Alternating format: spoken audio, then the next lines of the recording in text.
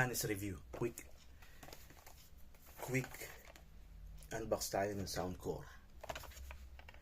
Soundcore by Anker. Ang price nito sa market is 1,795. So ito ay R60i na merong noise cancellation sa pamamagitan ng application. So unbox natin ano laman ito. So brand new to, binili natin pero with a discounted price. Nakuha ko lang to ng 1,300 ang nakuha kong price ito. So natawaran ko 1,200. Binibenta niya ng 1,300. Natawaran ko ng 1,200. So what is in the box? Syempre yung box. So sabi dito sa box meron siyang LDAC support. So yung seller nito pinaliwanag sa akin kung ano yung LDAC support. Pero as a summary, it's all about FLAC format. So ang FLAC format pala ay naghahatid ng high definition audio. Ibig sabihin 1,444 or 41 if I'm not mistaken yung bitrate nito. Ang normal MP3 is 320 kbps. Yan normal MP3. O yan ang pinakasagad sa format na MP3. Meron tayo 92, merong 128. But I work on 192 kbps pagka MP3. Okay na sa akin yun. Pero ito is a true CD quality kapag sinabing LDAC support. It's all about FLAC format. So doon sa akin ipinaliwanag ng seller nito yung maganda dito sa Soundcore R60i. So yung ano siya sinabi sa aking application, which is yung Deezer dati na yun, panahon ng kasikatan o pasikat pa lang ang Spotify nun, meron ng Deezer. So yung Deezer para siyang Spotify.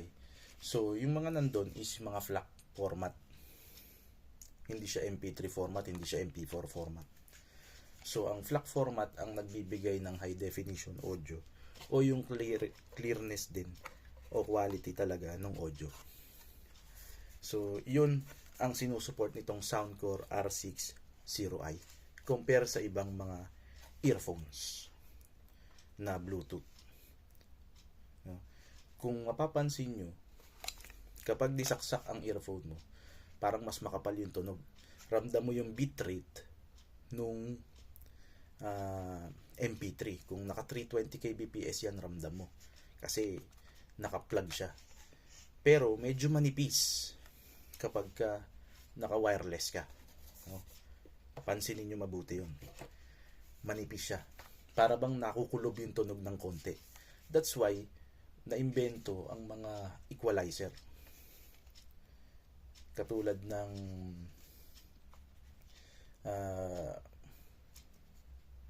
yung equalizer kapag ka-rooted ka. Nakalimutan ko yung pangalan. No? Pero nandyan din yun sa mga video ko. Napaliwanag ko din yun. Kasi yung application na yun, alalahanin ko, no? B4 for Android, parang ganun. B4 for Android, parang ganun yung pangalan niya. So it's work kapag naka-rooted ka. So nagandang magtimpla, talaga nakukuha niya kung anong gusto mong. Halimbawa magtunog yung headset mo na Dr. Dre, meron siyang equalizer doon at saka mga modes na Dr. Dre, yung settings niya. So what is in the box? Ito yan, yung manual. So dito natin malalaman kung paano siya i-connect sa app, kung anong klaseng app yun, at yung kanyang connectivity. So ang gusto ko lang naman matesting dito, kaya ako din to binili, yung kanyang noise cancellation. Kasi ang nagpauso ng noise cancellation, kung hindi ako nagkakamali, ay ang Bose headphone. And sa palagay ko, dream yan ng lahat na magkaroon ng Bose headphone.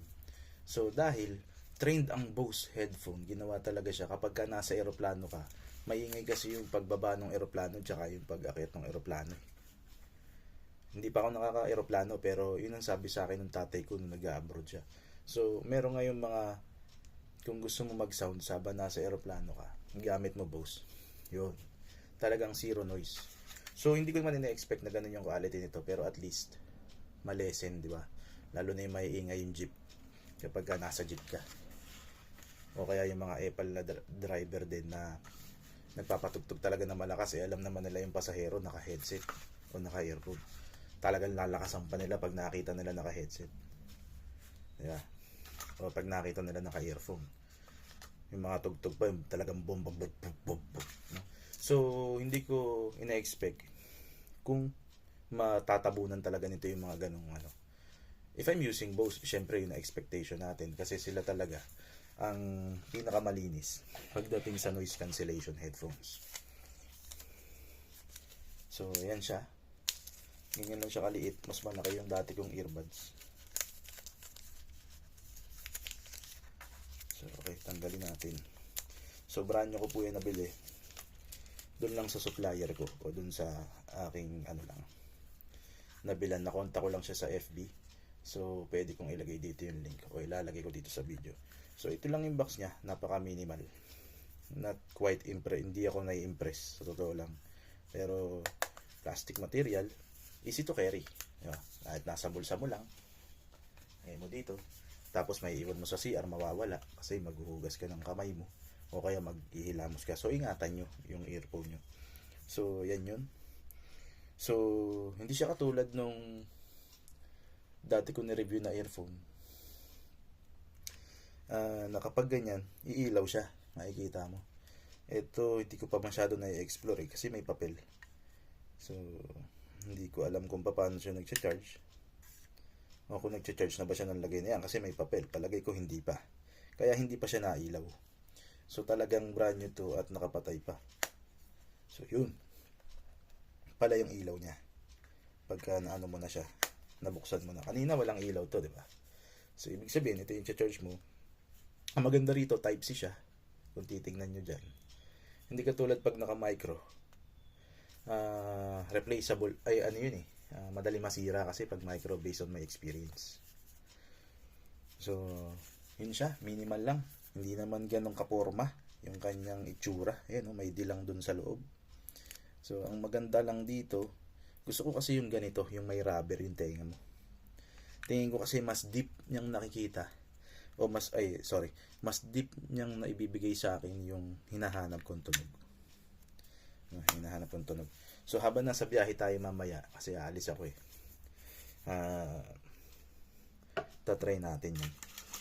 Tapos, may mga buds din siya. Ang ganda ng packaging, nandito lang. Hindi ko akalain na mga buds pala yun. No? May easy open dito kung paano. Ayan. So, meron pa siyang pinakamaliit. Uy, nalaglag. Ayan, meron pa siyang pinakamaliit.